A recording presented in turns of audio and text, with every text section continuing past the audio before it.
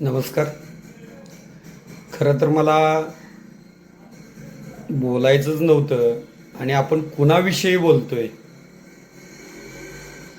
प्रतिक्रियासुद्धा काही द्यायच्या नव्हत्या, परंतु खरं बरेच जणांचे फोन आले मला आणि हे कुठंतरी लोकांपर्यंत गेलं पाहिजे की जिल्हा परिषद पंचायत समितीच्या निवडणुका झाल्या.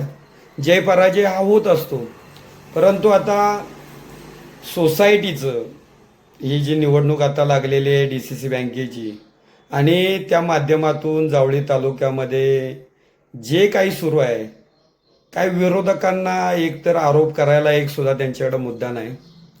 आमचं दैवत श्रीमंत छत्रपती शिवेंद्रसिंहराजे भोसले महाराज साहेब कारण प्रचंड विकासाचा एक वेगळ्या पद्धतीचं कार्य ते या जावळी तालुक्यामध्ये करतायत. कधी न पाहिलेला विकास या जावळी तालुक्यामध्ये होतोय. त्यामुळे विरोधकांनी एकतर टीका करायला कोणता मुद्दा नाही, मग काहीतरी विषय हातात घ्यायचा, कोणतं तरी निमित्त करायचं, मग महाराज साहेबांचे निष्ठावंत कार्यकर्ते आहेत त्यांच्यावर आरोप करायचा, समाजामध्ये एक फेक नेरेटिव्ह तयार करायचा आणि पूर्णपणे वेगळ्या पद्धतीचं एक चित्र निर्माण करायचा. हा एक वेगळा असा लोकांच्या मनामध्ये संभ्रमावस्था निर्माण करायचे असं एक सध्या उद्योग काही जणांचा सुरू आहे. काल मी बघितली एक पत्रकार परिषद, त्याच्यामध्ये असं म्हटलंय की ज्ञानदेव रांजणे साहेबांविषयी थोडी गरळ ओकली. पण मला प्रामाणिकपणे सांगायचं आहे, खरं राजकारणातील समाजकारणातील एक सुसंस्कृत असा राजकारणी आणि सरळ मार्गी माणूस म्हणजे ज्ञानदेव रांजणे साहेब आहेत.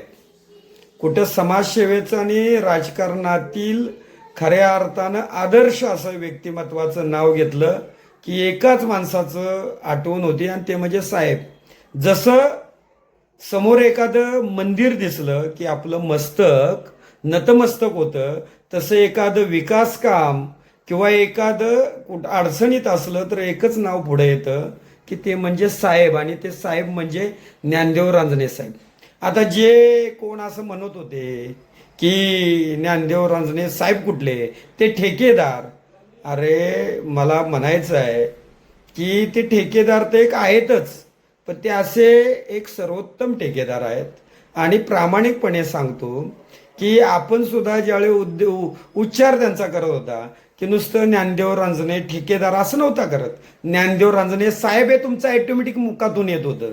आणि नंतर तुम्ही त्यांच्यावरती टीका करता की परत तुम्ही काय टीका केली की आपल्याला जिल्हा परिषद पंचायत समिती निवडणुकीच्या वेळेस तुम्हाला लोकांनी त्याची जागा दाखवली.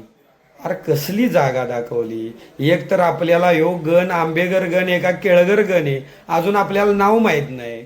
आपण केळगर गण म्हणताय, ह्या गणाचं नाव आंबेगर गण आहे. आणि मला प्रामाणिकपणे सांगायचं आहे की कुठल्या गणातून गटातून खरं इथलं भारतीय जनता पार्टीच्या मागं श्रीमंत छत्रपती शिवेंद्रसिंहराजे भोसले महाराज साहेब यांच्या मागच जनमत आहे. आणि आंबेगर गण आहे, केळगर गण नाही, आंबेगर गण आहे. आणि आंबेगर गणातून आमच्या जिल्हा परिषदेच्या उमेदवारांना 98चं बहुमत आहे, लीड आहे. आणि जिल्हा पंचायत समितीला उमेदवार मी होतो.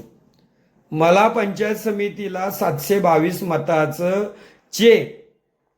जे कमी मतदान झालेलं आहे ते विरोधकांमुळं नाही, तर हे जे मतदान कमी झालेलं आहे ते एक नंबरला जे चिन्ह होतं, लोक वरचं दाबल्यानंतर खालचं बटन दाबताना ते लोकांच्या मशीनमधलं लक्षात येत नव्हतं.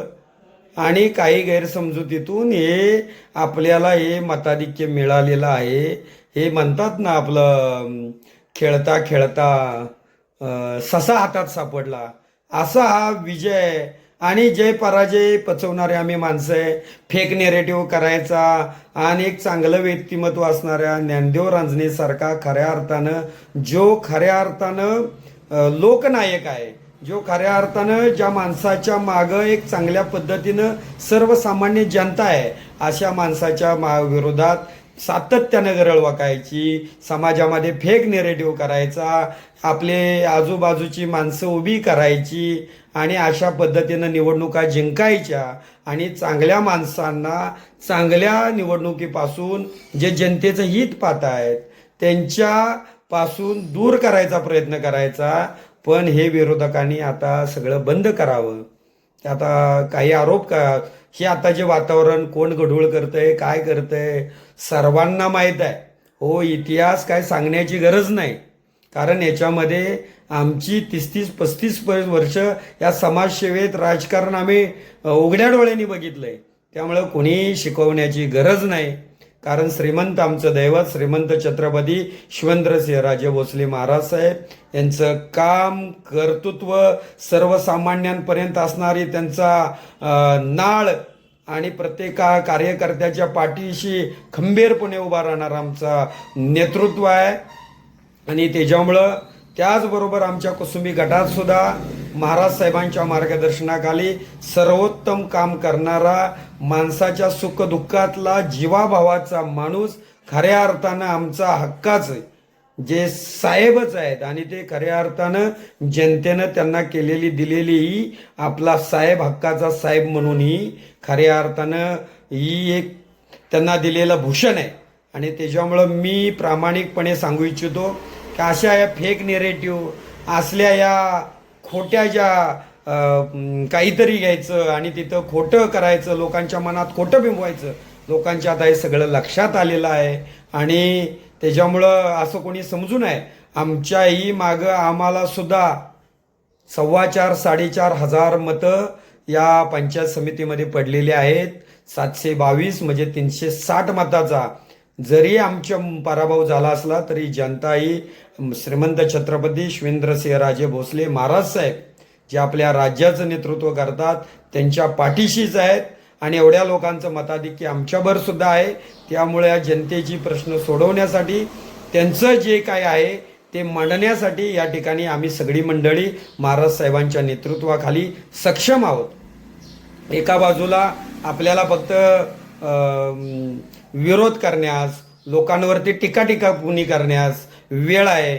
इथं आपल्या आंबेघर गणामध्ये केवढी प्रचंड याच्यामध्ये हानी झाली. त्या ठिकाणी स्वतः महाराज साहेब तिथं पाठपुरावा करतायत, त्या ठिकाणी राजने साहेब करतायत. आम्ही स्वतः ठिकाणी बरेच ठिकाणी गेलो. मातेमुरा तिथं पार भेगा पडल्या. या अतिवृष्टीमध्ये किती मोठं नुकसान झालंय. त्या बावळे बोंडरवाडी परिसरामध्ये काय अवस्था आहे, आपण तिकडं लक्ष द्या. ह्या टीका टिप्पणी करायला फार मोठी माणसं आहेत. त्याच्यावरती आपण लोकांच्या मध्ये जाऊन आपल्याला ज्याच्यासाठी आता आपला विजय झाला आहे तर त्या लोकांच्या कारणे लावा. नको तिथं कोणत्या विभागावरती कोणत्या विषयावरती आपण किती बोललं पाहिजे. खरं तर आपण दुसऱ्याची उंची विचारता, त्यांची उंची काढता. खरं तर आपण त्याचा अभ्यास केला पाहिजे की आपली उंची किती, आपण बोलतो किती, आपला अभ्यास किती. त्याच्यामुळं माझी विनंती आहे की इथनं पुढं टीका करताना आपण नम्रतेनं आणि जी महाराज साहेबांनी राजकारणामधलं संस्कार आमच्यावर दिलेले आहेत, समाजकारणामधला आदर्श आमच्या पुढं आहे, त्या पद्धतीनं आमचं सोज्वळ असं समाजसेवेचं राजकारण सुरू आहे. ते एवढीच विनंती आहे की जी शांतता आहे ती आपण शांतताच ठेवावी.